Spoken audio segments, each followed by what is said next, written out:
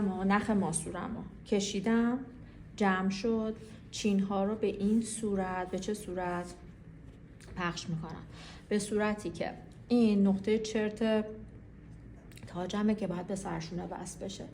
ببینین 8 سان 10 سان این طرف، 8 سان 10 سان این طرف، یا 4 انگشت این طرف و 4 انگشت اون طرف.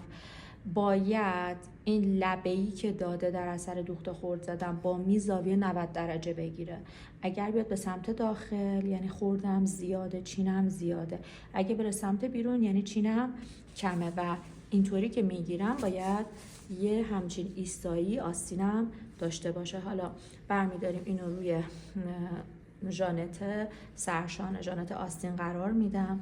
این چین ها رو با اتو روش میکشم که تبدیل به خرد بشه، به صورت چین سوار تنه نشه و سواره به تنم میکنم.